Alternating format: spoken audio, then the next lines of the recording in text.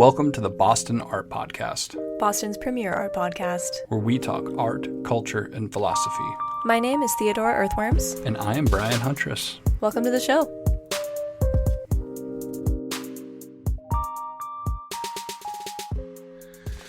Okay, so this is the for real one. The for real one? Yeah, and we're trying our mics again because on the 2020-2022 year in review, 2020-22. I said that like Aiden Ross. I had my microphone pointed down the entire time, which meant your voice was louder than mine for the entire episode. It's kind of weird holding them instead of clipping them, though, because then it's like we just have tiny microphones. I kind of like that, though. Like, I feel like a little tiny broadcaster. Like, I'm a little mouse to the podcast. Oh, little mouse fast. So I got a filling at the dentist today where they went into my mouth and they grinded up a bunch of my teeth into tiny little pegs and then filled it in with like some type of plastic filler. And the entire left side of my jaw and cheek is completely numb, and it's giving me a bit of a lisp. Dentists horrify me and terrify me. If you're a dentist, fuck off. If you're a dentist, fuck you, bitch. Or just be my friend and not abuse me. Don't hurt my teeth. I'm convinced every dentist is an abuser. Really scary. That was supposed to be a joke, and then the drama just jumped out. Sorry. There's no conclusion on that one. Funny. No punchline. I just ignored the dentist for years and just refused to go. Yeah. And then I ended up with a rotten tooth with a giant hole in it, and it was like stuff was falling out of it, and it was like really bad, and then the nerve got infected, and it infected my face, and it was a crisis. And then I had to get a root canal. So since that happened, I've learned my lesson, and I will never skip a filling or anything like that again. Cleanings, it's like you miss a cleaning, it is what it is. But you skip fillings and you let cavities spiral, and you're asking for some punishment. I will say I think that the cleaning might contribute to not having to deal with the filling. I think maybe it's all probably important. I mean, okay, know it all. Just kidding. Also, on top of that, in other news, I've needed an oil change for a few weeks, and I didn't get one. And now we're at the Jiffy Lube, waiting in line in the car to get the oil change, and I'm really excited for that to happen, so that I can not live in fear that my engine is going to seize, and then I'm going to lose everything. I'm going to lose everything in my life because I don't have a car. Yeah. Because if I didn't have a car, then my earning potential would decrease by probably 100%. It's so stressful. Like, to live in the area that we do, you need to have a car because you're too far away to really navigate with public transit. And if you don't have a car, if your car breaks down, which there's not usually warning for, it just fucking happens. If you don't have a couple grand to fix it ASAP, you're just completely fucked. Or in this used car market, you need like 12 grand to buy like a piece of shit covered wagon, like with no wheels. Oh, that's what happened to me last year. You can't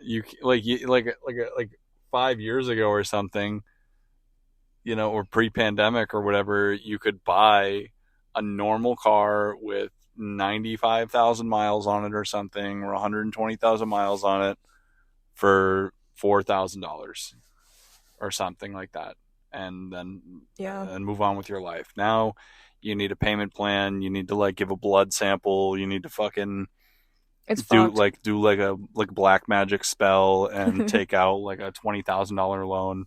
I remember I paid for my first car. Radio flyer wagon. Yeah, when I was 18, I paid for my first car with a summer job at Savers. It was part-time. And that feels like I bought a house in the 70s or something. I just paid. I financed a car that is going to cost me a total of 10 grand last year, and I haven't paid it off yet, and the check engine light is on, and I'm horrified. Yeah, fuck life. This is just, all of what we've talked about so far is just symptoms of late-stage capitalism and being at the bottom rung. Today is the Boston maybe the third Anxiety to bottom podcast. rung. Yeah. It snowed out yesterday.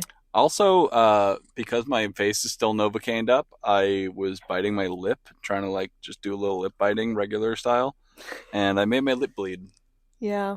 So because I didn't know that if you bite your lip while Novocaine, then you could really hurt yourself. That was not something I was aware of. So now I got a little bit of blood going. I just can't hear out of my left ear right now. Oh yeah, I forgot about that.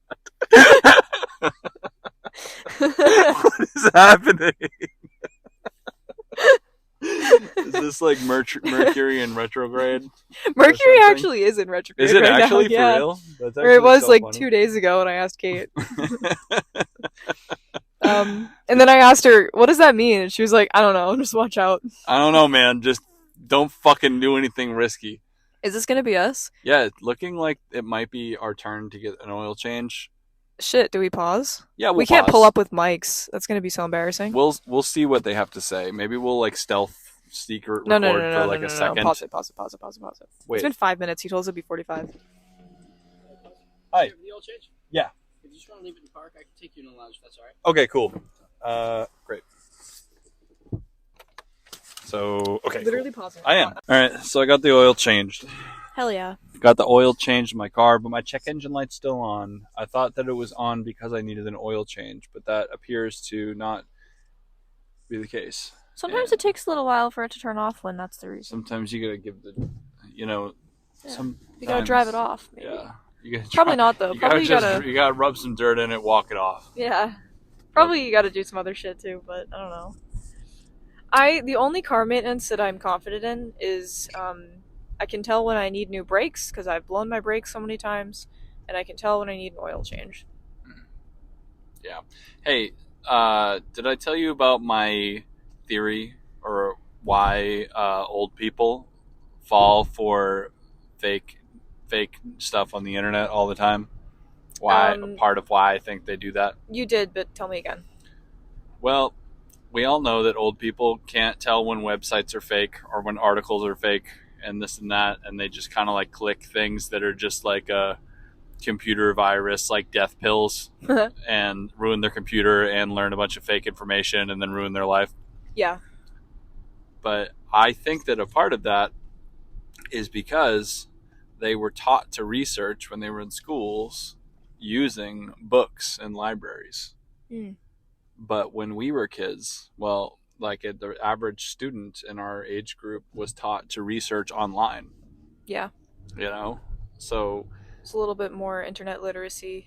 Right. Well, not just that, but it's just the fact that if something is in a library, it has an amount of credibility that can never be gained by being on the internet.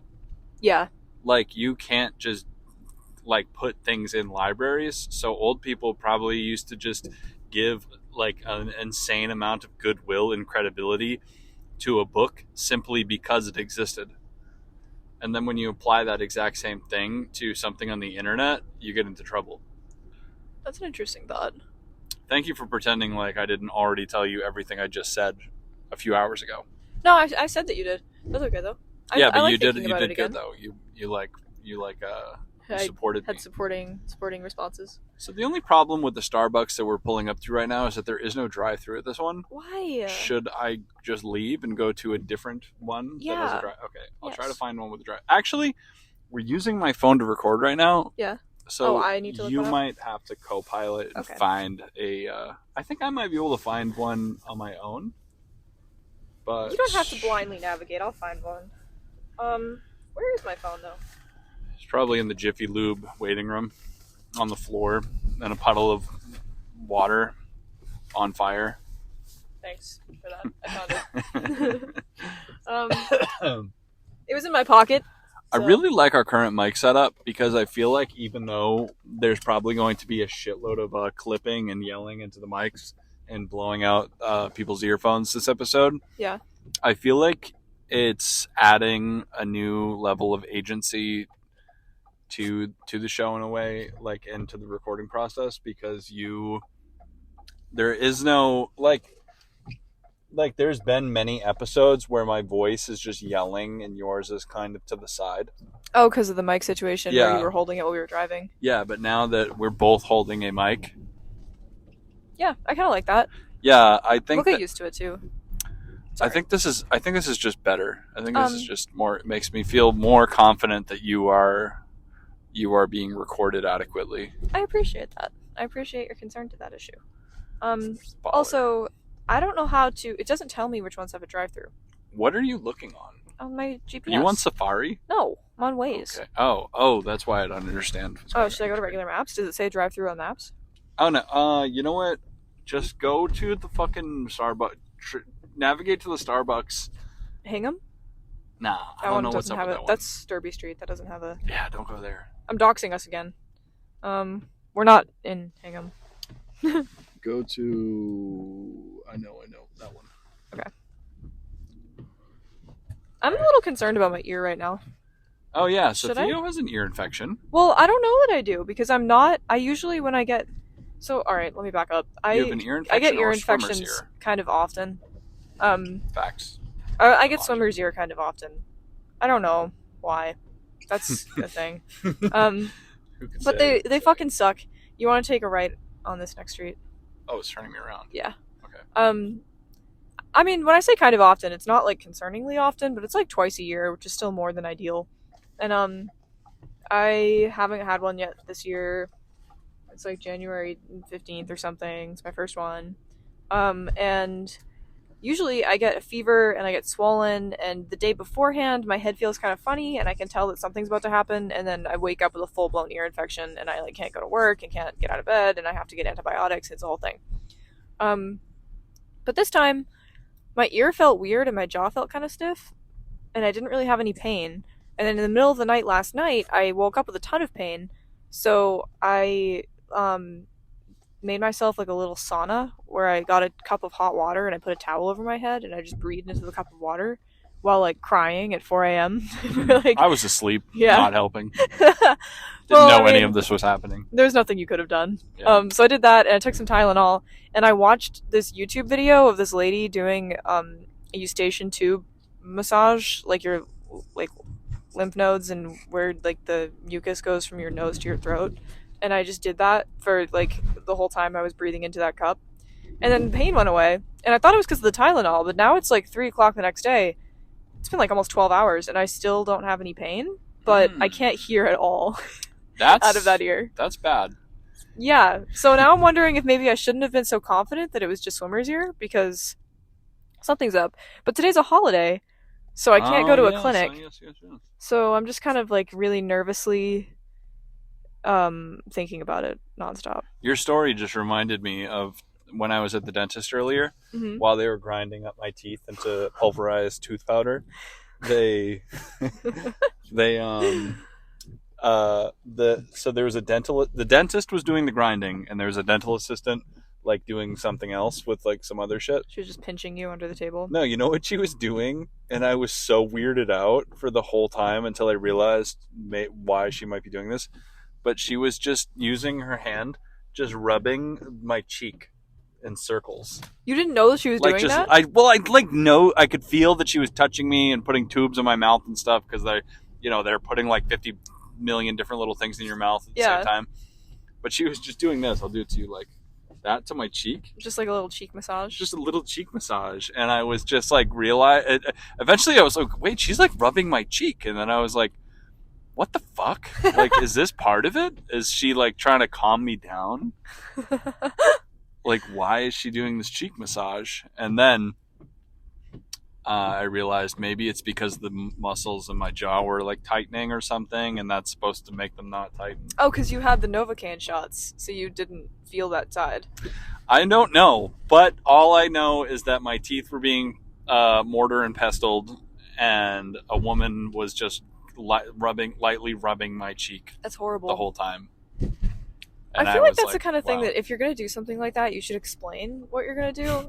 Like, like just say like a one-off little line, just kind of addressing it. I think I'll never know if that was just like standard procedure dentistry, or if that was just her freestyling and trying to just make me feel better about the situation.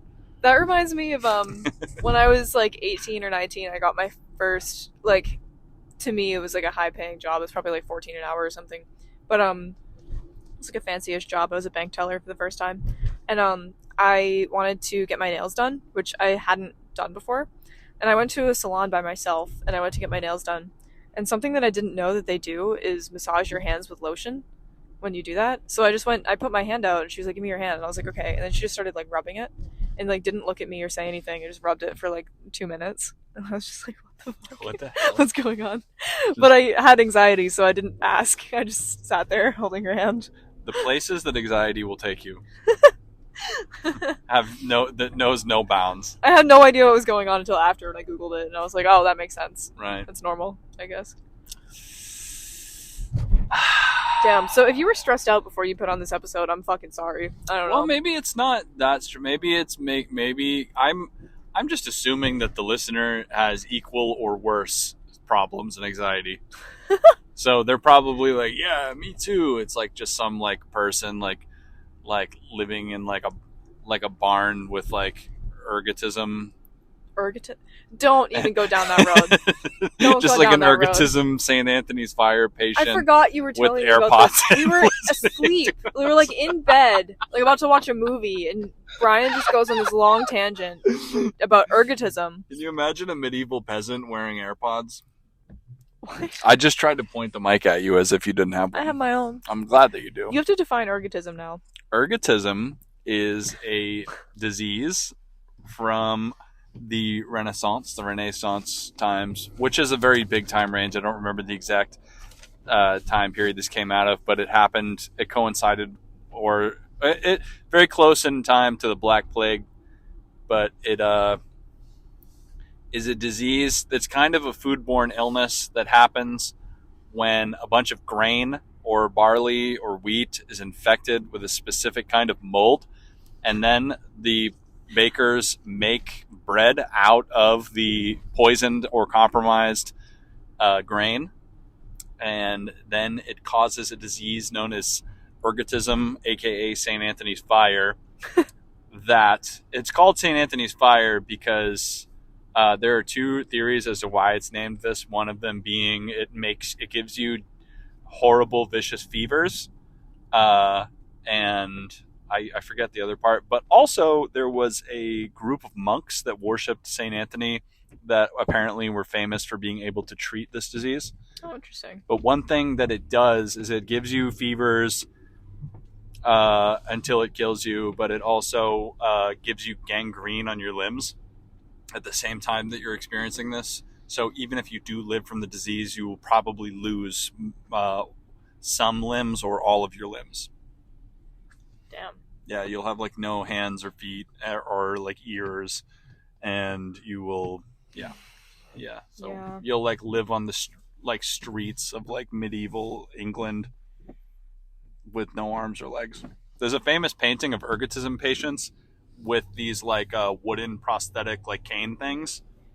That was supposedly some kind of device that helped people from that time period walk and move around.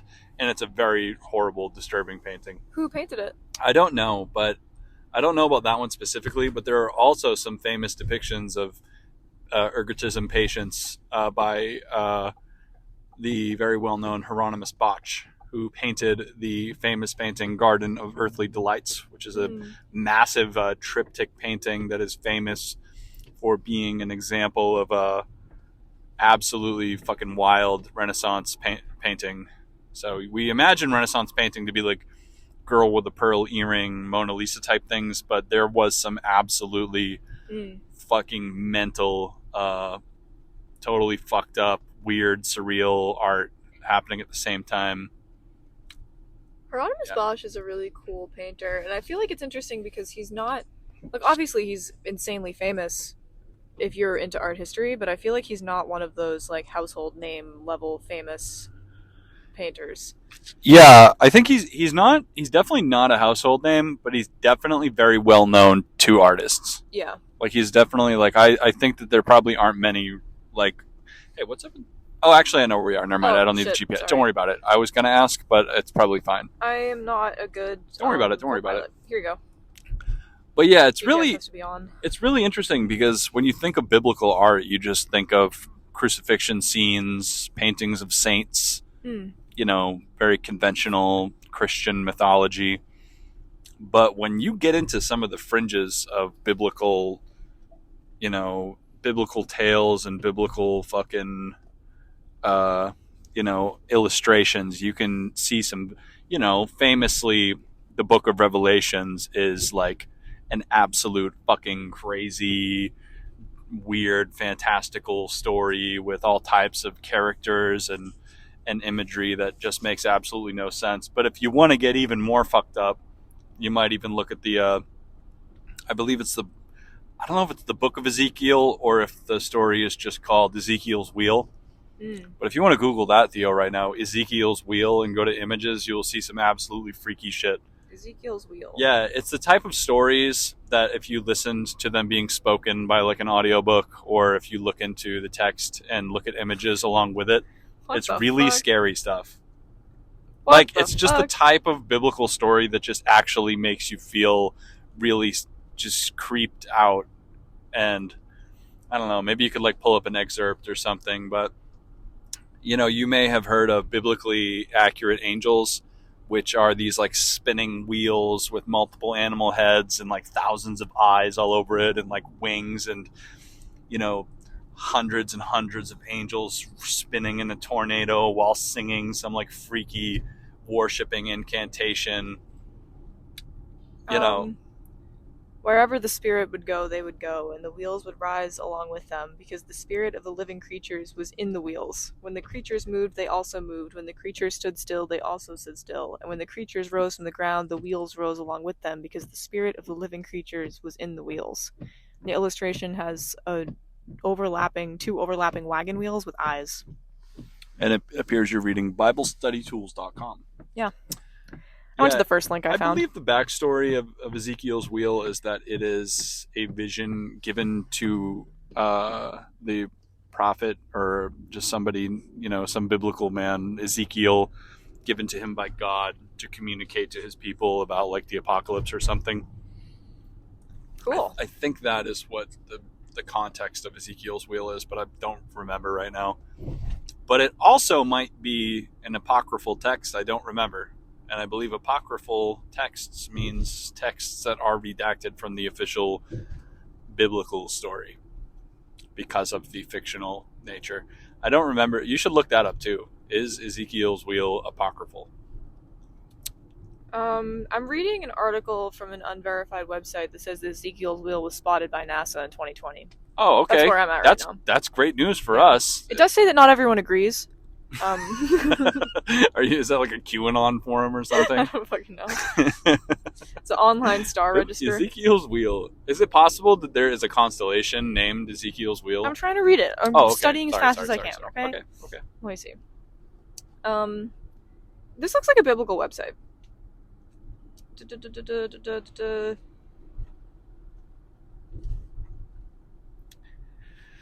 If we had really intense editing, we'd put like background waiting music on this part, but you could do that. Fuck that. It's too much work. I'll never be able to find this timestamp soundbite ever again. In late February, NASA's Solar Terrestrial Relations Observatory, STEREO, captured a glimpse of a wheel-like structure. The size of the object and its path across the sun led observers to conclude that the observatory captured an alien craft. However, not everyone agreed that it was Ezekiel's Wheel. I don't know where we jumped to that conclusion, but UFO researcher Scott Brando argued that what people saw were reflections. He stated that it was a recurring image artifact caused by internal reflections of a planet. In an unprecedented move, NASA responded to the claim. The strange-looking geometrical object is actually an internal reflection of the planet Venus within the telescope optics. This effect has been seen many times before. However, what we do not know is what Ezekiel did see. He indeed had an extensive vocabulary and aptly described other images he saw. Did Ezekiel maybe see aliens in strange spacecraft, or did he see angels flying on wheels in the sky above? We may never know. What is this website? Online Star Register. Our Online Star Register, thank you. Yeah. Yes. So, apparently that was a reflection in the telescope. A lot of people talk about Ezekiel's Wheel when they're also, like, you know how there's a lot of, like, kind of tinfoil-y people on the internet who believe that a lot of the biblical stories or ancient prophets were human beings experimenting with like naturally occurring hallucinogens or hallucinogenic drugs or something, which is possible because as I've heard on many completely unreliable podcasts, that apparently many ancient religions used hallucinogens or something. So it's possible that hallucinogens played a role in some of the forming of Christian myth. But I find who the those fuck knows? theories plausible and also so boring. I know. Like, okay, whatever. I just like it. It makes me feel like I'm like 12 and I'm listening to like a 28-year-old drug addict cousin like tell me about mushrooms and how I need to try weed before I'm 13 or something. Yeah. Yeah. So I'm like, shut the fuck up, asshole. But I'm also like, I guess ancient people probably did some kinds of drugs. Almost definitely. Sure. Probably not even on purpose all the time. Right. But I don't care that Yeah. they did. And we have no way of knowing, so when it's like, maybe they were tripping. It's like, you know, that's probably more likely than a giant god coming from the sky and like blessing them with like the gift of fire. But Yeah. I also don't care to explore it personally. And this also kind of brings us to an interesting question of like, you know, there are many people in this world who like to debate whether or not the Bible is real or whether or not these things actually happened, because there are a lot of really powerful and wacky people who are like Bible literalists who, you know, deploy absolutely fucked up ideas and things into this world because of that. Mm-hmm. But I don't think that's even an interesting question. I don't give a fuck if the Bible is real or if Jesus was real or any of that stuff. But I think it's interesting to just consider what these things mean to humans. Yeah. Talking about, is this real? Did this happen? Fuck off, you dumb fuckhead. Who cares if it fucking happened? I mean, I would probably care if I found out right now that it was all like fact, like letter of the Bible had happened. I'd be like, Okay. wow, that's pretty crazy. You know what? Me too. I'd probably be I'd be like, oh shit, we better pay attention. Fuck. I would care. If it was confirmed. Good point. Bible confirmed, holy shit. Oh no, Until we're then, fucked. I don't know. Repent. Yeah. How did you trick me into talking about the Bible again? I don't even know. I was thinking about this a second ago about why we're talking about these things. You just let it rip, I think. Why did we start talking about this? Because we were talking about like oil changes and ear infections and stuff. You started talking about ergotism. Ergotism, Hieronymus botch, biblical. Yes. Are you saying botch? Like a Botch? botched boob job? Botched boob job? Yes. Hieronymus botch as in botched boob job. I think it's Bosch, like the pear. Bosch? Yeah. Yeah, I mean, yeah, I'm sure I'm not doing it right. Wait, do you know my order? You want a venti strawberry refresher with water. Made of water and warmed up piece of pumpkin bread. Yes, I do. I love you. Thank you. I love you too. Who bought the last one? You, but me? then I bought McDonald's. Hi, could I have a So you venti did. strawberry refresher? Oh. Sure, just a venti strawberry refresher. Yes. And a cheese and fruit protein box. And a cheese and fruit protein box. Let me make sure I have that. Hold on. Okay. You're tricking me into spending $27 at Starbucks. But you just said you got McDonald's. I'm going to spend money. Oh, okay. My money. Alright, I do have that. Great. Could I also have a medium iced coffee with almond milk? The branded coffee with almond milk. And anything else? Do you still want the pumpkin bread? Yes, please. And a warmed up piece of pumpkin bread?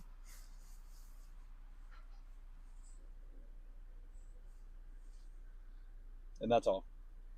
Alright, hold on. I'm just putting it into my computer. Okay. Alright, you're all set. You can grab them. Thank you. Did you order something for you? Yeah, I got a coffee. Oh, good. Did I sound like a total asshole in the drive-thru that time? No. As I have been accused of and lambasted for being a rude jerk in drive-thru. Well, sometimes That's you're one of my very polite character and nice, traits. and sometimes you just don't say thank you, and I think that's fucked up. You can't just ignore the person like they're a robot. And just not look them in the, not make any eye Yeah, contact. that is objectively fucked up. Here's my card. You didn't do that this time, though. Well, I haven't passed the eye contact part yet. Hi, how are you? Hi. It's 2108.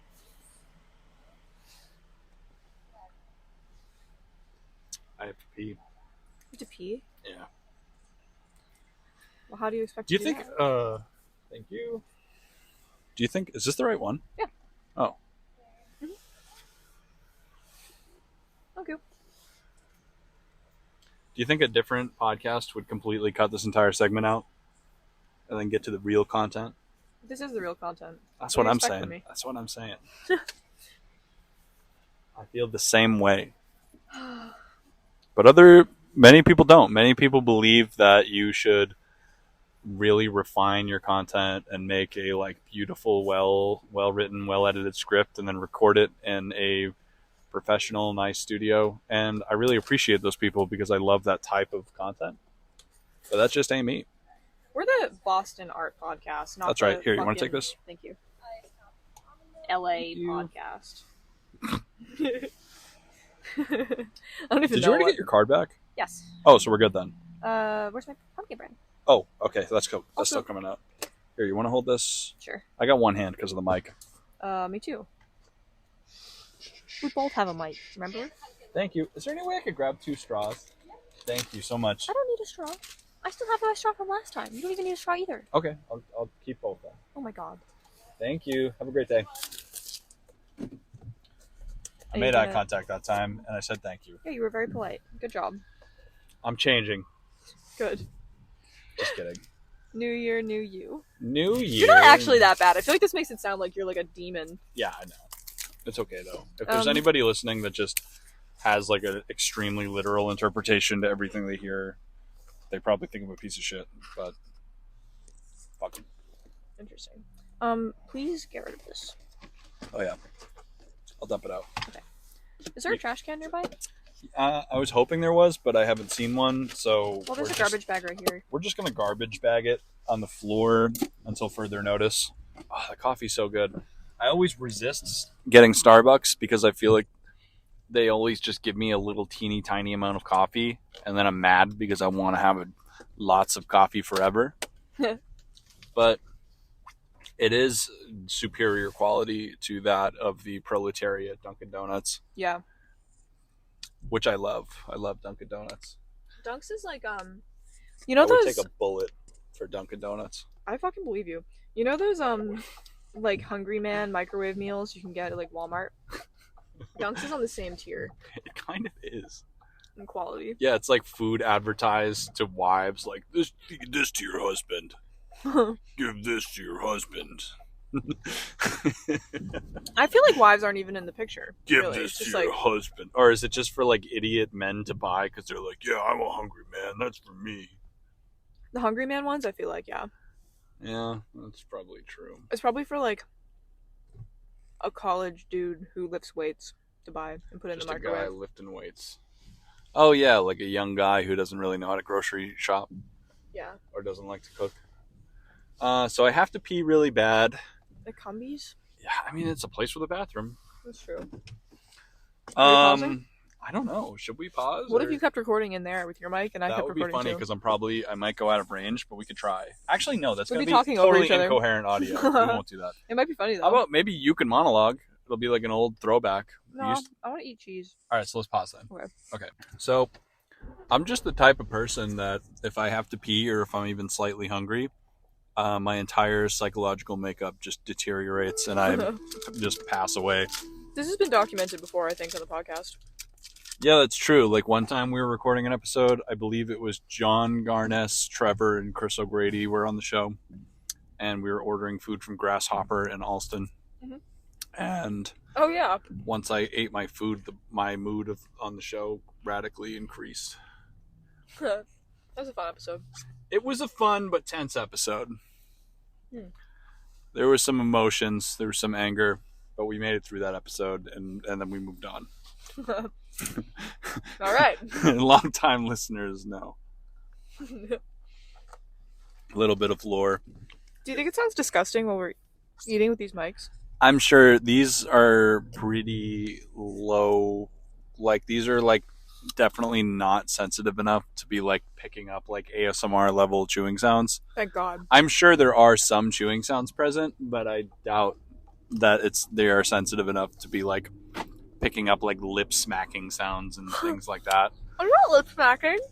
I know, but if you had a condenser mic in front of your face, you could like, hear your stomach, like, processing the food as it goes. You know what I mean? Like, That disgusts me. there are mics sensitive enough to pick that up, but these ones probably not. Maybe some extra sensitive to chewing sounds people will hate it, but who gives a fuck? I really wish that people could see how tiny these little mics are. You know what they are? Is anybody who regularly like watches TikToks or uses TikTok, these are the mics that you see people being like, "What's your body count?" and then like sticking a mic in someone's face. It's that mic where it's a little tiny mic. Huh. You know what I'm talking about? Yeah. They're TikTok mics. They are. And I like that.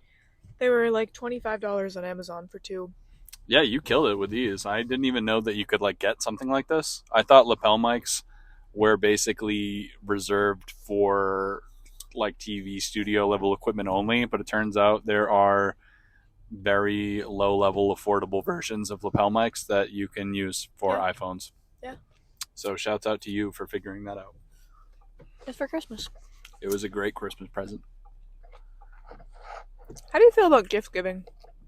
What do you mean? As a love language or just getting and giving gifts? As a love language and a skill set. I think I'm good at it. And a skill set. Yeah. You can be shit at giving gifts. So I think being bad at giving gifts is a little bit more like, that's not like, if you're bad at giving gifts, I feel like that means that you don't care enough to figure out something meaningful. I don't think so. I think that sometimes people try really hard, but they just miss. Okay, but now we're entering a different type of thing, because I have had, relationships with people in my life who okay, actually I'm going to restart that sentence. Never mind. Careful. Some people are like, okay, here's the thing. If somebody fucking buys you a gift, okay, I don't give a fuck what it is. If somebody goes out of their way to get you a fucking gift on your birthday or Christmas or on fucking Flag Day, and it sucks, or it's something useless, or it's something that you don't need or want, be fucking grateful. Yes, Don't like critique the gift. Don't be like pissed about it. Yeah, don't say no, anything you didn't but get the thing be appreciative. Yeah, just fucking say thank you. Just be glad that somebody fucking thought of you. I agree. And got you a gift. That's my first answer. True. Secondly, there is some responsibility on the gift giver's side. Let's say you are getting a gift for your spouse or long-term partner. If you just like phone it in and give them like some stupid like $5 necklace with the tag still on it, and you don't even wrap it, and you say, "Oh, I don't fucking believe in gifts. It's a Hallmark holiday." Oh my god, you're a dumbass. Yeah. You too are a dumbass. So there's a point in the middle. Like, you can't be the idiot shithead that doesn't believe in gifts because of anti-capitalism. Yeah. And you can't be the person that like abuses somebody and is pissed because you got the wrong gift. I'm just going to do a little side tangent on that take, actually, because it's such an interesting thing to say that you're anti-gifts because of capitalism, because that's like assuming that there wasn't gift giving before capitalism. That's a good point. Like, actually. You can't make something or go find a cool rock. Like, there were gifts under feudalism. You can't do anything to find something that's like, you're just going to not give a gift. I don't know. That's very obnoxious, I think. That's the thing, too, to consider, is there's probably somebody who would say to us, well, what about people without any money? Make something. If I can't afford Go it? find something. That's okay, Thrift too. something. Re-gift something. Yeah, it's about... I don't have any fucking money. A good gift exists at the tri-state area of gratitude, effort, and meaning. Well, here's the thing, too, because meaning is an interesting... That's the part that I think is interesting. Because I feel like I've witnessed people receive gifts before where the person receiving the gift was really grateful, they handled it very well or whatever, but it was really obvious that the gift giver was giving them something that they thought was cool. And they really did get them something that they thought was cool, that they spent money on, or that they put energy into, or whatever. But it was just completely a miss on the person they were giving it to's vibe. It's something that they would never use. It's just something that the gift giver likes. And that's not... I feel like that kind of gift, although it is well-intentioned, it probably took effort. Like, all of the boxes are checked. That's not a good gift because it's not... You don't have the recipient in mind. You just got a cool thing. So I would say that I think that that's valid depending on the relationship between the gifter and recipient. Yeah. Because, like, if that's your grandma getting you something and it sucks and is lame...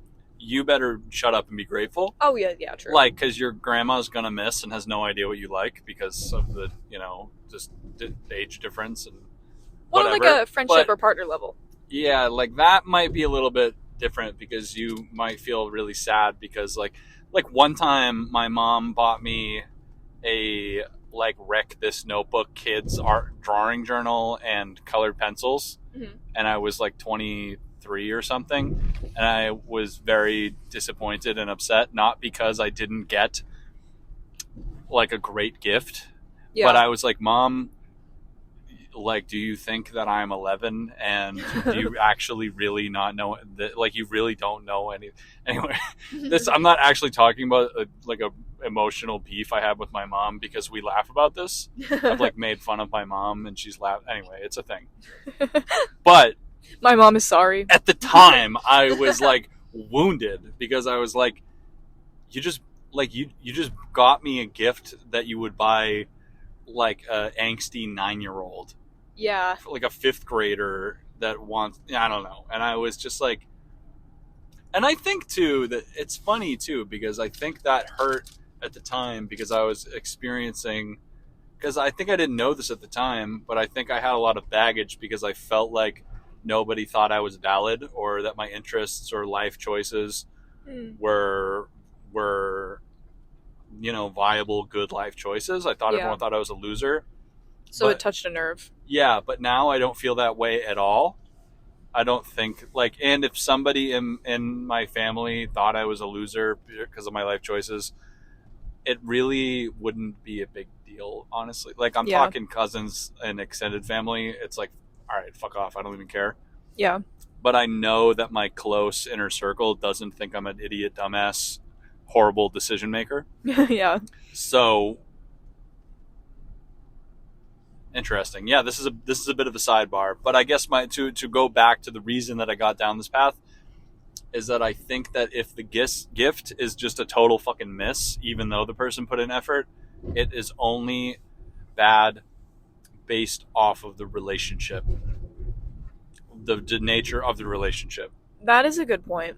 Yeah. Because your grandma is allowed to miss.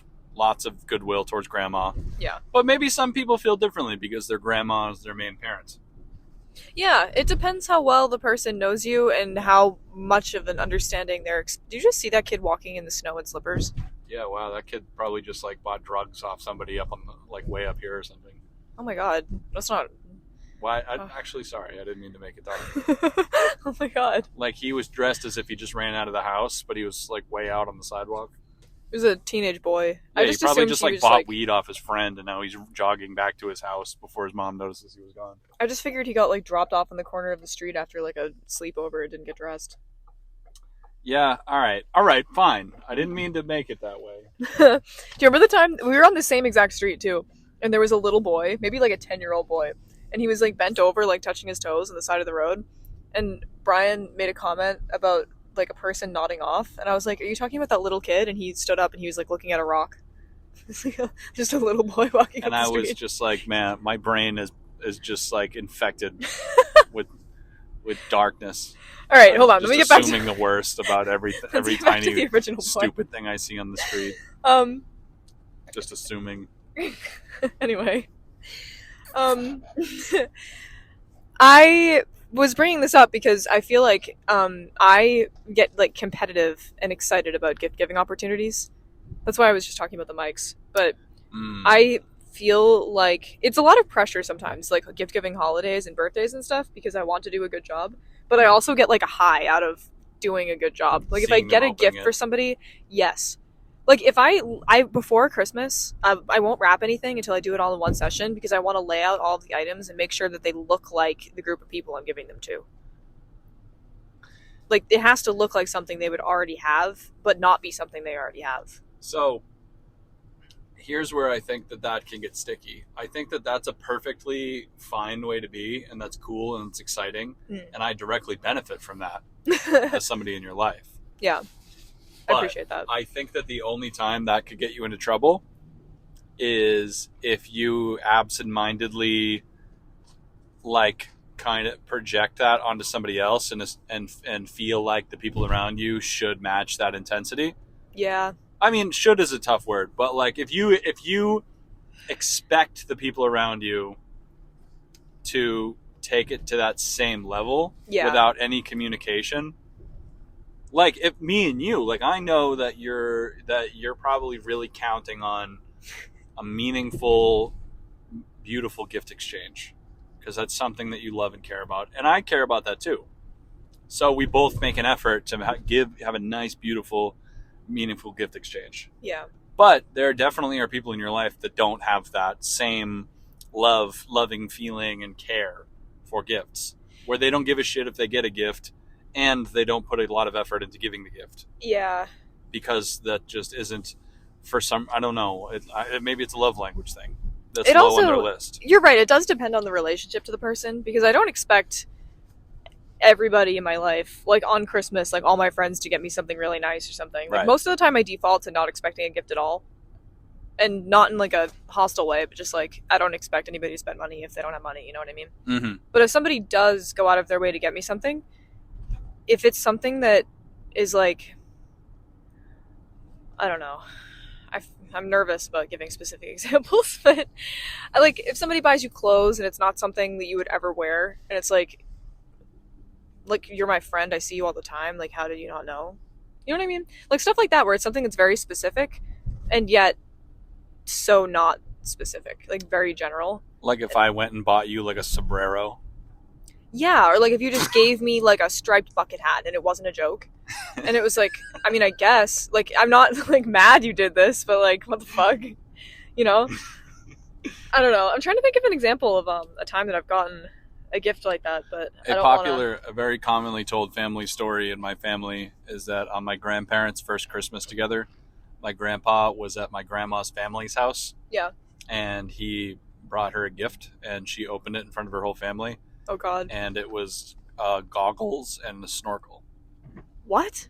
My grandpa bought my grandma, when they were a young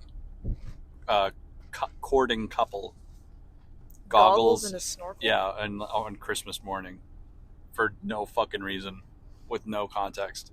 I have multiple questions about that. First of all, was that the only gift? Yeah. That probably cost like $12 for one thing. Yeah, and everybody laughed at him, and it was talked about for literal decades about how stupid of a gift it was. Did he explain his intent? Maybe in the time, but it's not part of the story anymore. Everyone just talks about how much of a dumbass he is for getting such a bad gift. He doesn't like defend him. He's still around. Like he doesn't speak speak up. No, he doesn't say, "Whoa, I got it." No, he just like they didn't have like a conversation about going snorkeling or something. Okay, like, to be fair, I have never consulted my grandpa about this to get his side of the story. How? We live in Massachusetts. Like, what was the plan? I've never been like, Grandpa, why did you get Grandma a snorkel in the year 19 fucking like 57? Or I've never asked. I want to hear his side of the story. Know. We should do an interview and ask him. Maybe I'll get an update. Maybe next time I see my grandparents, I'll ask, and then I'll talk about it. Yeah, let me know. Damn, that's weird. Yeah, also another famous terrible gift-giving story out of my family is my dad once got my mom a vacuum for Christmas, and that was it.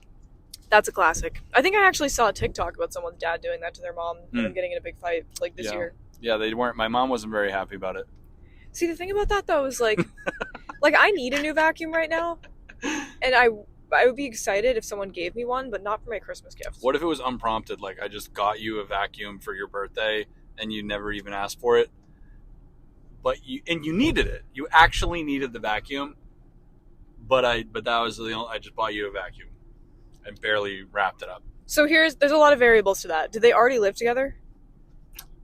That's a good question. That really changes it. Because if you got me a vacuum right now, that would be a gift for me for my space. But if we lived together and it was also your responsibility to vacuum, and you gave me a vacuum for my only Christmas present, it would be like if I bought you like a duster and some like a maid apron, yellow rubber gloves. Yeah, that would be insane. So it really depends if they live together. And like a 1950s cookbook. Also, the fact that and Hungry Man's hamburger helper. Yeah, you're on the right vibe. So it all really depends if they live together. It also, the fact that it was the only gift is a big part of it too. Vacuums are expensive. Yeah. Gotcha, yeah. Vacuums are expensive, so I get it. But also, that can't be the only thing.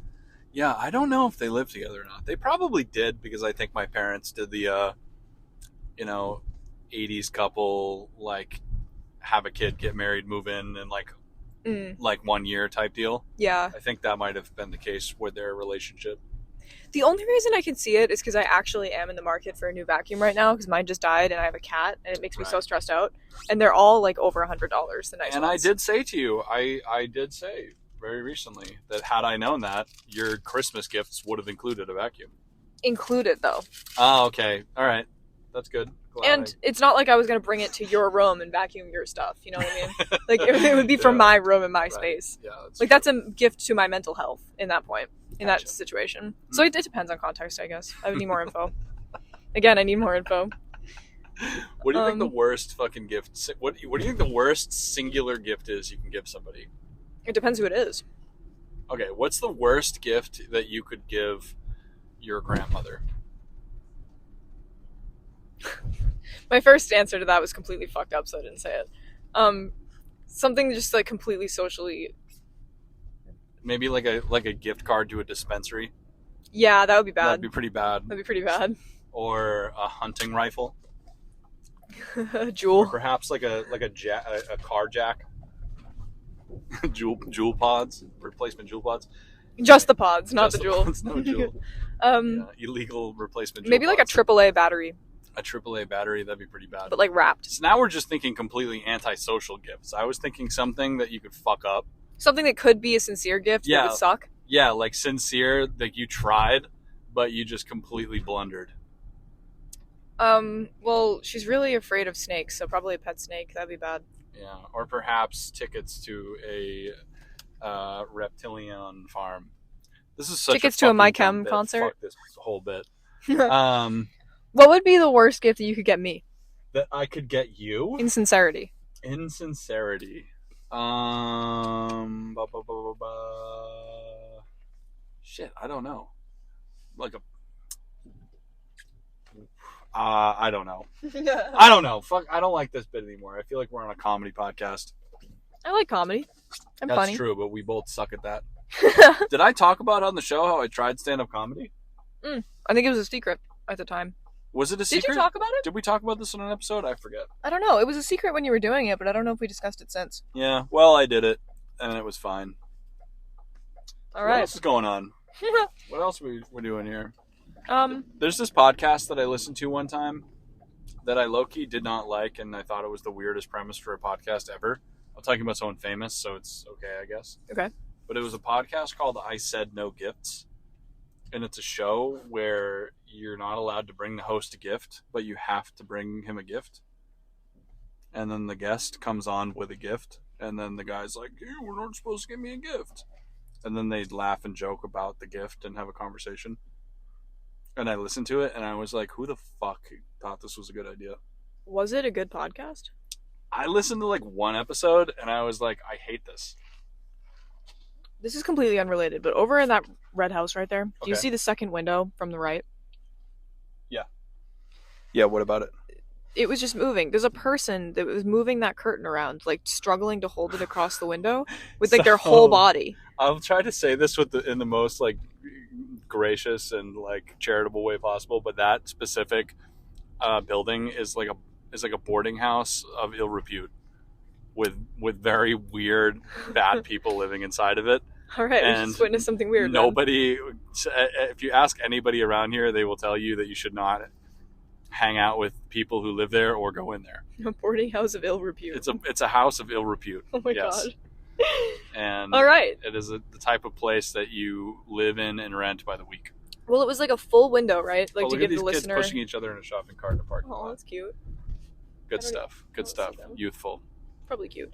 It was like a full window that was like from knee height to ceiling height, and there was the screen was broken, and there was a yellow like blanket or something in front of it that was like falling down, and someone was standing with their full body splayed across the window, like trying to cover the window. Love that. But you couldn't. We were on the outside, obviously, so it was just like the window was like the curtain was jiggling, and they were struggling, and they didn't succeed, and then they walked away. I just watched that. I had a friend who used to live in there years ago. And people used to constantly try to get into his room, and people would go out onto the balcony to try to climb into people's windows. Ugh. And there was like constant altercations in the hallways and in the shared kitchens. And there's also a famous story where a guy was unalived in the hallway there. Unalived? Unalived. A guy was unalived on New Year's Eve as well. Wow. Yeah, it was a terrible story. Going to do a little true crime segment. Basically, what happened was there was two people having an altercation over the phone. Mm-hmm. They were having some type of problem between the two of them. Okay. And then a guy that was off location called the guy and said, "I'm going to come there and kill you."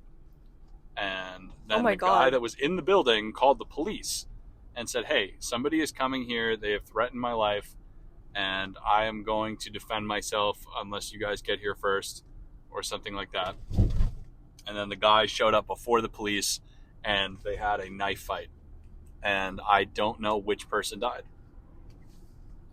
So I'm not saying... That's like the Facebook town group version of the story, and I have no fucking idea what really happened. But it was just a story where a guy fucking died there, and everybody knew about it, and it was horrible. Why? If I were in that situation, I'm not saying anybody's at fault here. It might not be true. It might be true. Wouldn't you, leave the premises? Well, I think that yes. So I'm pretty sure part of self-defense, laws, is that I'm pretty sure, at least around in Massachusetts, I am almost certain that you need, you have a duty to retreat, I believe it's called. Duty to retreat. Yeah, that's why there are the famous, very controversial stand your ground laws in states like Florida, where there are people, I don't know exactly how it works, but people who think that if somebody attacks you or threatens your life in some way, then you could just, take them out. But I think in Massachusetts, if you feel like your life is threatened, I think that you have to try to evade the danger. Yeah. Before you can deploy self-defense. I don't know, actually, though. I don't know. Obviously, this is me completely talking out of my ass right now. I don't know. So, I'm just saying, not even from a legal standpoint. I'm talking about just tactic. Logical. Yeah. Yeah. If someone told me, "I'm coming to where you live and I'm going to kill you," yeah, you should I'd go to Target or something. Relocate immediately. Yeah. I'm gonna be like, "All right, let me get my little knife." Get the fuck out. Yeah, let me pull out my knife, my Swiss Army blade. Yeah. So. What the fuck? All right. Well. So yeah, that guy you just saw in the window creeping and crawling around up there, bad news. All right. Guaranteed nothing good's happening in that building. So. That's fun. I feel like the vibes on this episode are very this is season 1 us. Yeah, I'm happy about that because we've if we get into a little bit of a meta segment here, we've been going through, I wouldn't call them growing pains, but we've been going through a lot of internal growth and change of vision and direction. As usual. We're not going through any change of aesthetics or structures. I think we're probably going to keep doing exactly what we're doing, but our ideas and methods and processes are definitely changing. I don't know, because something we were talking about earlier today is an article that I was referenced many times on the show. Oh, yeah. That talks about, and this is just one random source that did their own internal studies, so it could be all bullshit.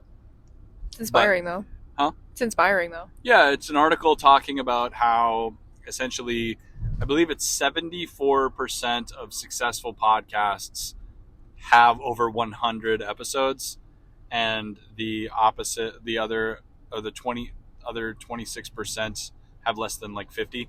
And I think successful is defined by they make at least $50,000 a year off of their podcast. In this study, yes. So, and I think it's interesting because we're obviously not making even a fraction of $50,000 a year from our podcast. We're making $25 a year from this podcast. But I just think it's interesting that most failed podcasts, abandoned podcasts, or shows that do not, really amount to any commercial success. The podcasts that don't amount to anything. Yeah, I'm just saying, people who just defunct projects. Yeah. Usually become defunct or abandoned around 50, but less than 50 episodes. Hey, how many episodes did your old podcast have? So the original iteration of a podcast with Brian Huntress from 2017 was, I think like 13 or 14 episodes. That's all? Less than 20.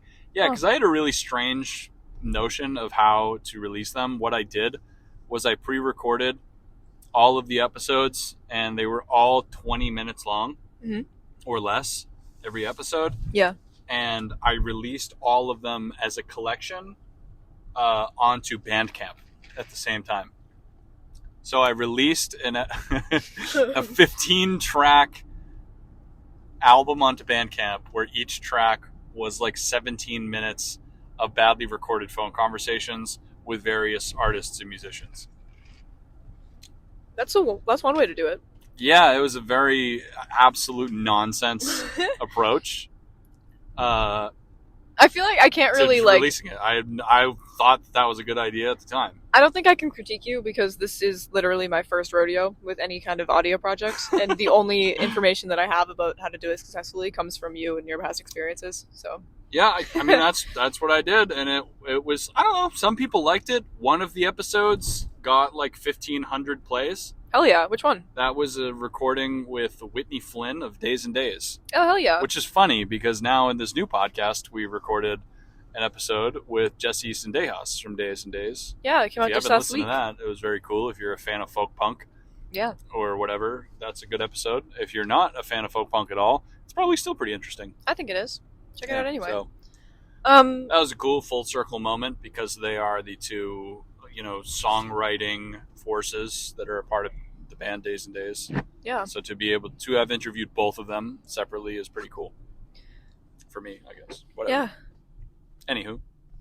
But yeah, then eventually over the years, I tried to revive a podcast with Brian Huntress many times through multiple different efforts, and all of them fizzled out and just didn't amount to anything. Just stupid thing. It just wasn't meant to be that specific project. Yeah. So, I think this one works because it is centered around a partially faceless mission. Faceless mission. Yes, where something like, think of like if I was to say a project with a face might be something like The Tonight Show with Jimmy Kimmel. Oh, The gotcha. Eric Andre Show. Real Time with Bill Maher. Like those the entire mission of the show is dependent on the host. Yeah. And I said partially for us because we have so many episodes with no guest, but I do think that, like, let's say this got huge and we did it for 20 years. If we died or something, theoretically we could be replaced. And the idea of documenting artists in Boston through this project could technically be continued, not by us, because we have chosen to prioritize the mission of documenting artists in Boston. Like Doctor Who. Like Doctor Who, yeah. I mean, if something happened and we chose not to continue this project in the near future, I think it would make no sense to just like give it to somebody else and have somebody else do it, because like, fuck you. Not allowed.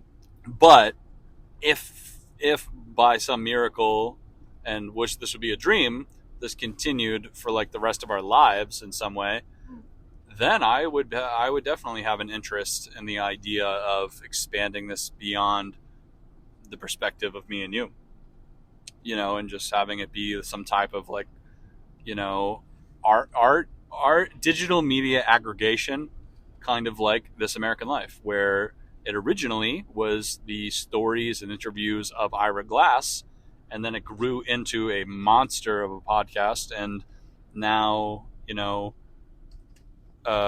features stories made by completely different studios and producers and writers and broadcasters. You know what's funny to think about with that? So that's very inspiring to me. Yeah.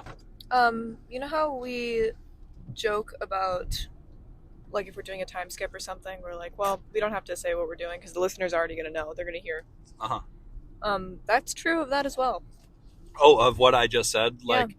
Oh, yeah. Like maybe someday somebody could somebody's listening who already knows what we did. Yeah, that's so fucked up, dude.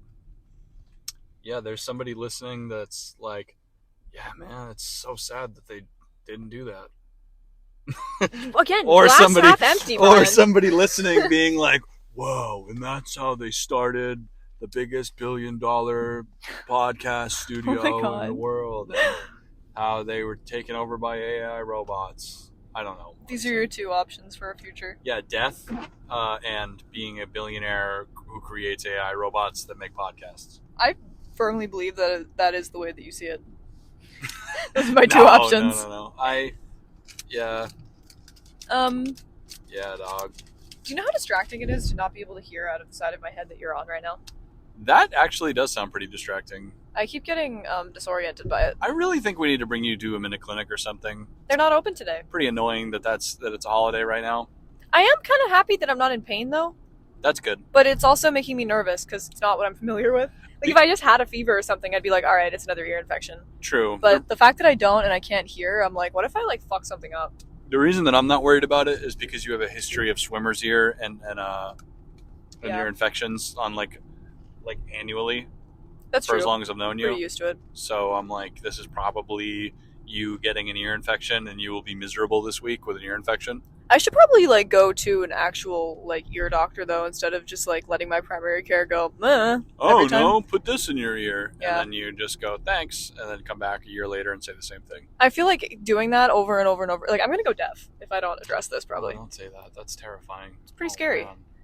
Currently can't hear out of one of my ears. Jeez Louise. Anyways, that's just my life. Do you think we should title this episode Boston Anxiety Podcast? We've touched on a lot here. This has just been the how long is this even Boston's in Retrograde podcast. It's only been 33 minutes? No. This is broken up into 3 separate tracks. 3 separate? Oh, because you went to Cumbies. So we recorded for 6 minutes, then we recorded for 27 minutes, and we have now been recording for an additional 33 minutes. Bro, still, that's like not a lot of time. It feels like we've talked about so many things. Yeah, I mean, we could even just shut this off and No. Well, I'm saying like this is enough content. Good enough. To warrant, for us to be like, okay, we have an episode for this Friday. That's true. We should probably record 2. Yeah, something I'm very happy about with this podcast project as it has happened is how consistent we have been with our releases, and how I'm really proud of us and really happy that we take that so seriously. I am too, and I feel like it's interesting when we talk to people about it because they're always pretty surprised that we managed to do that, which is kind of exciting. And it's like, in the beginning we were bi-weekly and we did that for maybe a month, and then eventually, and there was a time, and then we eventually took like a 4-week break or something. No, you know what it was? Or something like that. We started weekly, and it was too much. Yeah. And then we switched to bi-weekly. And then we went back to weekly, and then we took a hiatus. Yep. Because it was just like, managing our recording schedule was really difficult at first. Which is funny, because I don't even remember why anymore. I think it was just so new and so difficult. And, we had some like unusual and weird experiences in year 1 as well that we weren't used to. You're looking at me confused. I'm trying to remember what you're referring to. Well, I don't know. I mean, like, we just interviewed so many different types of people and had such, like, I don't know. And then there was, like, I don't want to, bring up old weird stuff, but there was, like, the odd nerdrum debacle. Oh, yeah. That whole thing. That was pretty anxiety-inducing. I hated that. Yeah, it sucked. That sucked. Whatever. Fuck all that shit. But, I think there was just a lot that happened in year 1 that taught us a lot and made us afraid of some things and made us figure out what we didn't want to be. That's true. Something that I feel like we talk about it on the air all the time, but I forget. Like, once you've done it or once you've leaned into it a little bit and experimented with it, it's so easy to just say that it's easy. But we hadn't established our voice yet. Like, we had so many episodes that we started to record, then we were like, I don't even know if this is what I want to talk about. Like, trying to figure out how comfortable we were with talking about personal life stuff, getting used to each other's vibes and each other's cues. Like, something as simple as, like, if I'm making a point and you are indicating that you want to add something, I recognize that now. Like, it's not something that I'm... You know what I mean? Like, those kinds of training, we didn't even know how to indicate that to each other. We would argue about it sometimes. Like, all of that stuff comes more easily now. True. Wow, what crazy shit, man. So I'm back listening to My Favorite Murder again. I took a long break from listening to them. Shouts out. Yeah, one of my favorite podcasts. But they, in their career, have developed into being really serious podcast producers. And they run a podcast production company putting out other people's shows. And they often talk about shows that they've produced and signed onto their thing. Sorry, I just got distracted by a person looking at us. They often talk about the shows that they produce, and one thing they always shout out is when those shows that they produce have reached 100 episodes. That's cool. And they're like, wow, that's such a huge accomplishment. You've reached 100 episodes. And like, I've heard that I've like binge listened to like 16 hours of their show like this week because of work and stuff. But yeah. And they shouted out many of their shows and talking about how their podcast reached this amount of things, and I was just like, that's us. Yeah, we're almost there. We're not there yet. Almost, though. This is episode 89 that we're recording right now. So... And I'm anxious. I'm so fucking excited to reach 100 episodes. And I know it'll be the same, and we'll be like, all right, keep going. Time for episode 101. You know what's crazy? I just feel like that'll be such a dope milestone. What's that? What is it? It'll come out roughly around the beginning of April, which is about 3 years to the time we met. That's fucked. Wow. That is weird. That's so cool. That's kind of exciting. It's also so fucked up that I haven't even known you for 3 years yet. Yeah, That's weird. I could be anybody. You're some guy. I'm just some fucking... Do you remember that meme? I'm just some maniac. Oh yeah, like my boyfriend is literally just some man that I ran into, that I brought home. Like, who is he? What is he thinking? What is he doing in here? That was like so much more commentary than the meme. I love that thought. It is weird. I like thinking about that with my cat. I just look at him and I'm like, I just met you.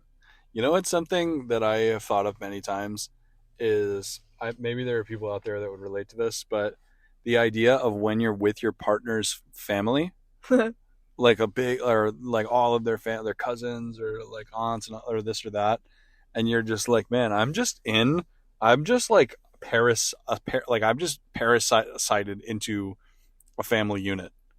Yeah. Like I'm just a part of somebody else's family right now. And I don't know any of them, and their relationships all supersede the one, and are longer than the one I'm, you know what I mean? Like you just feel like, wow, I'm just... You know what's so weird about that? I'm just some fucking person in this Christmas photo. Just truly some guy. Yeah. You know what's so weird about that too is like, I feel like that's an element of dating in your 20s that you just literally don't have preparation for. Because I feel like when you're high school dating or when you're like college dating, people talk about like whether or not you should drink when you're going out, like what to wear on your first date, and like getting to know his friends, and like when he's supposed to introduce you to his family or whatever. But they don't talk about like once you're solidly in the relationship and you're like at the age where people are like they're likely to date long term, like stakes are a little higher, people are looking for more long term commitments. Like once you're in and you've met the family, what about the second time? Or the third time, like when you're around a lot, you know what I mean? Or like the differences between your styles of like holidays, or like what kind of gift giving do they appreciate? Do they not do gifts? Like just those tiny micro things. I feel like you can talk to your friends about it, but nobody fucking knows. That's true. Nobody has an answer for you of what to do. Like when I told you that you didn't need to get anybody in my family gifts because it's like totally fucking asshole. It's like chill. I'm like, so mad at you nobody about expects this. you to give gifts. Like it'll be fine if you Every don't. fucking person in your family got me a gift. Everyone. And they were good gifts.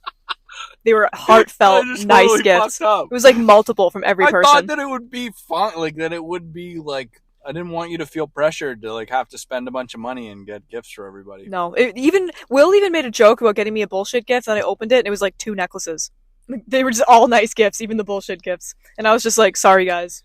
Brian told me not to. I wasn't important enough, they thought. I'm an idiot. I'm sorry. That was a vacuum gift moment, but reversed. Maybe where worse. I counseled you to be a bad gifter. I was like, I was the idiot gifter, independently stupid gifter, and then roped you in and made you my idiot accomplice gifter. Your mom and Jill made me a custom water bottle with my name on it on the Cricut. Yeah. They gave me good gifts. And I was like, no, it's true. I got a t-shirt that said Huntress Family Christmas. Yeah. And I said, Brian told me that it would be weird if I got you guys gifts. Brian's planning on dumping me in the next 3 months, actually. Sorry about the money you spent. It was a mistake, and I am sorry. It was embarrassing. Yeah, I didn't fuck you. think about it. I just didn't think that would happen. I don't We know got in a why. small fight Christmas morning about this in the hallway. Yeah, I just fucked up. It's fine. I think Yeah, it's okay. dog.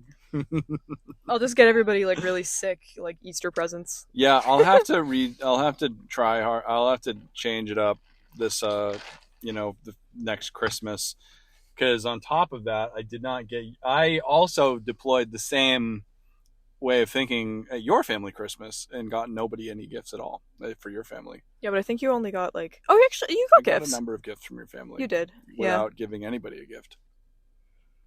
So I am the idiot. I will say though that yeah, I don't think it was expected that I would receive any gifts from your family. No, well that too. I don't know about that, but that you would be giving one. I don't think anybody anticipated it. That's exactly what I thought about you. So the thing that makes it weird though is that there's a lot of people in your family that are the same age as us. My family, it's only Noah, and I knew Noah wasn't going to get you a gift. He's my little brother. He's 20. I got him a stuffed ant from Savers for Christmas. And he loved it. Yeah, he really, that was a home run of a gift, yeah. actually. He really likes ants. Hey, shout out to ants.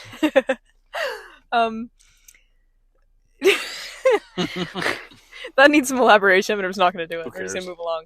But, yeah, so I feel like that wasn't that weird, because it's like, it would be above and beyond if you got gifts for, like, my grandparents and my parents, and, like, you know what I mean? I could have got them a mug. Yeah, you could have. Or like a candle. I could have done something, and I chose to do nothing. And, the third Christmas is weird. Because also, not to mention, it's really our second Christmas, because our first Christmas, we were kind of newly dating, and it was COVID, so nobody met each other's families. Yeah, it was a bit of a isolated Christmas for most. We had a weird situation, because I feel like if we hadn't been started dating, like, during lockdown or during the pandemic, we would have met each other's families sooner, but because we both have grandparents in our lives and stuff, and like there's little ones, we didn't do that until kind of long into when we'd been in a monogamous relationship. So last Christmas, it wasn't that I had just met your family, but it was still pretty new as far as they went, even though we'd been dating for a little while. I see. What do you mean you see? You were there. Well, You have to pee, don't you? I have to pee so bad. I fucking hate you. How did you guess? Because you weren't listening. No, I was listening. But you're like jiggling around in your seat, and you're like, yes. There's indeed. Yes, facts. Facts. Facts, yes. There's also the fact that we were like I don't want to get into this. This feels too personal for me right now. Okay, we don't have to. Well, we also didn't hang out in person for months. Yeah. So I want to eat that last piece of pumpkin bread. You can eat it. So my lip is just starting to get unnumb. It was only 3 months. Yeah, but it felt so much longer because it was during quarantine. That's true. I thought I was going to die. Yeah, we did think we were, like, for real. Yeah. We thought we were going to for real die. Yeah. Yeah, that was horrible. Remember that? Their audience remembers. You know what's so weird about that era of time? That. I will never have an accurate frame of reference on whether or not that anxiety was justified or if I just hung out with, like, weird people. Because some people just didn't even change their lives at all. Like, just continued the way that they had been, which is insane. You should not have been doing that. But some people didn't, but weren't really afraid. Some people were horrified. Some people still are horrified. So I don't know. Maybe I could have saved myself some grief. But what you don't hear about and what isn't really mentioned as much is the people that didn't change their lifestyle at all and then died. Yeah, that's true. So, and that's fucking horrible and sad. There's a lot of people. I'm not going to be like, those people are idiots or something like that. But there are people that fucking... And people that did change their lifestyle a lot and still died. Yes. So and for the conspiracy theorists out there, I personally know some people that died. Yeah. So not that many, but enough. Yeah. Boston Anxiety Podcast. Shouts out. Damn, we're Quarantine back. Was kind of traumatic, maybe, for a lot of people. Legendary beginning of relationship story, though. Yeah, that was pretty cool. If anybody wants to check it out, we published a zine about it. And it's not available for purchase anywhere. It could be. DM me. You can't get it anywhere. DM me if you want. That's the only way you can get it is if you receive it personally from us. Through You have to direct correspondence. specifically ask me We from might your not even personal answer account. We You have might to not send even me a answer. message and say, hey, can I have a copy of you and Brian's love story? And I have to say, yeah. It's also visual. There's no text. Well, there's text in the visuals. There's a foreword. There is a foreword. That's all. Yeah, we wrote a foreword. That's so dramatic. We're stupid. It's okay. All right. Maybe we should wrap up this segment or at least take a break. We should just shut this off for a minute so I could just pee real quick.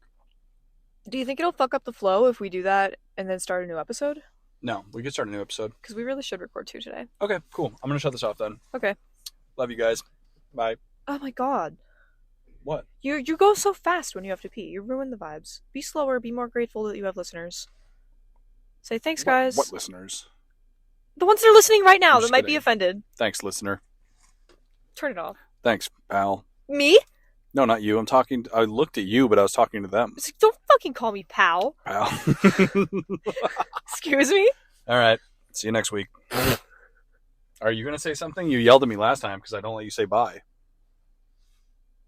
I don't know. Well, I never get to, so I don't know how. Close out the episode. Thanks for listening to the Boston Art Podcast. Boston's premier art podcast. Great job. Great outro. Okay, we're gonna go to Savers. That guy's eating a lollipop. Gross. All right, bye. He came out of the store with it. Anyway, Does that okay. mean that he had it, like, when he went into the store, he kept it in his pocket and then just took out a dum-dum on his way out? Maybe he just, like, found it in the trash or, like, on the floor or something. In a pocket of his Savers jacket? Yeah, and then ate it because he was like, hey, there's still a couple of licks left. I believe it. Okay, bye. Okay, bye. Boston Art Podcast is an independent DIY production by Brian Huntress and Theodora Earthworms. The information contained in this episode represents the views and opinions of the original creators or our guests, and does not represent any institution, organization, or business. Find us on Instagram at Boston Art Podcast, and tune in for a new episode every Friday. Thank you for listening.